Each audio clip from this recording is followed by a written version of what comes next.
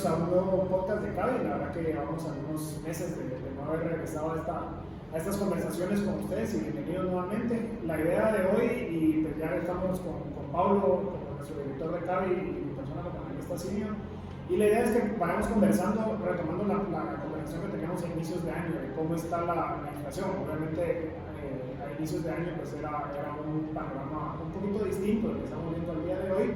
Pero la idea es pues, refrescar un poquito cómo estamos y revisar eso que hablamos en su momento. Entonces, Pablo, ¿cómo estamos hoy con la inflación? Bueno, hay que hacer un resumen de los causantes de la inflación, porque al entender los causantes, vamos a ver si ya dejaron de ser causantes o siguen presionando.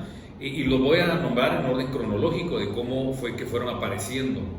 Para nosotros son 4 impactos que han generado la inflación a nivel mundial. Número 1, la tremenda inyección de plata por parte de los bancos centrales, principalmente la Reserva Federal, casi entre 6 y 7 trillones de dólares emitidos en los últimos 14-15 meses. Hay que sumarlo del Banco Central Europeo y japonés. O sea, esa es una inflación monetaria claramente.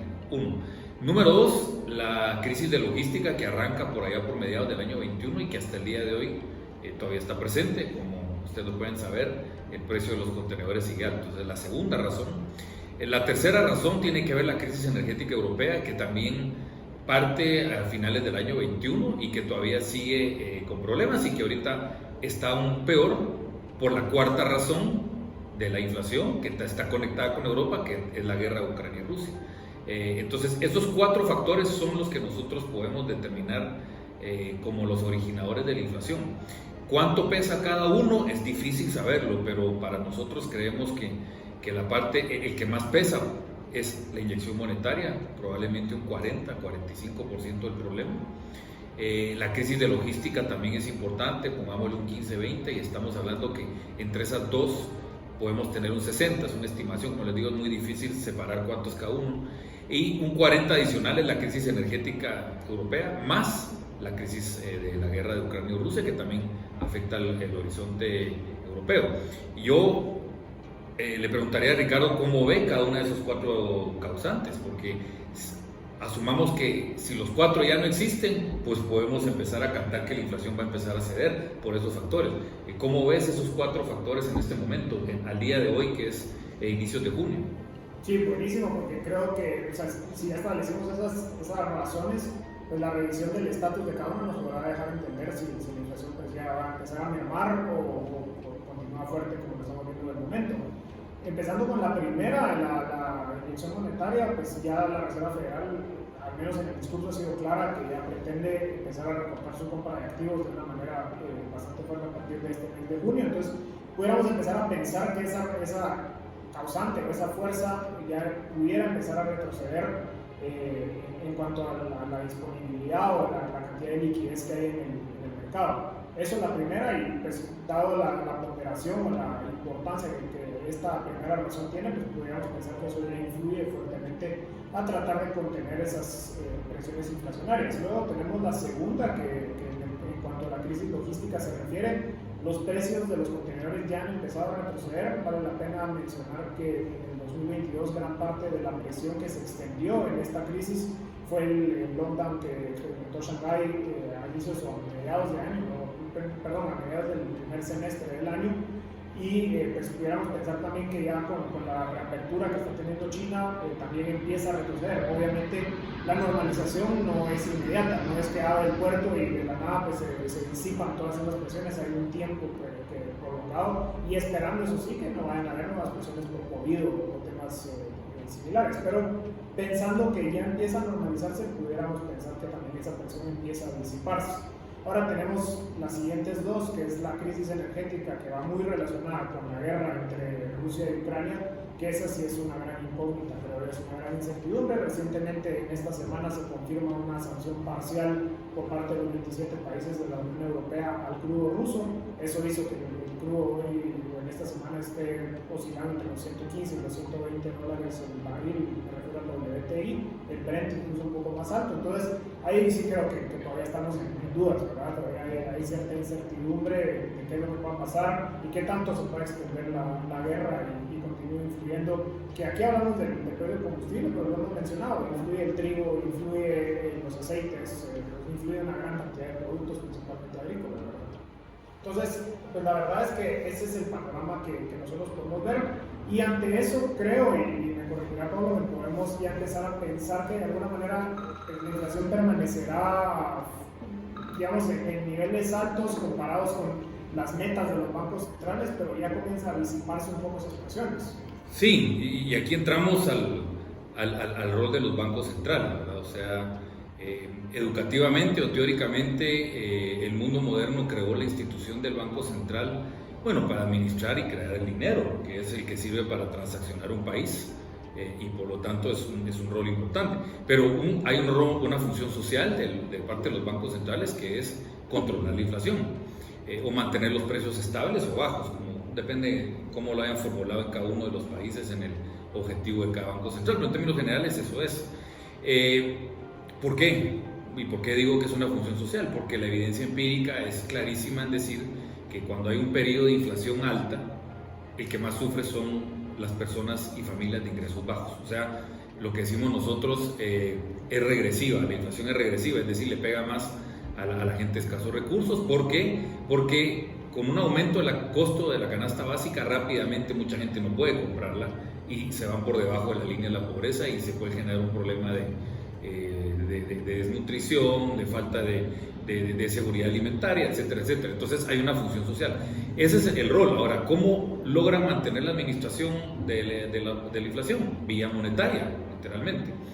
Controlando los agregados monetarios, que no se disparen mucho, y en momentos de que haya presión, incluso retirando liquidez. Esa es una de las herramientas, y la herramienta más usada en los últimos, yo diría, 20 años a nivel mundial es la tasa de interés, porque la teoría te dice que a través de la tasa de interés y la inflación target, o el inflation targeting, que es el mecanismo de manejo de expectativas, cuando un banco central anuncia que van a subir las tasas, está dándole una señalización al mercado de que está preocupado por la inflación, y por lo tanto encarece el costo de crédito, que desincentiva el consumo y la inversión, provocando una desaceleración de la economía, y una desaceleración de la economía desacelera obviamente la demanda, y la presión a la baja de la demanda hace que los precios empiezan a ceder.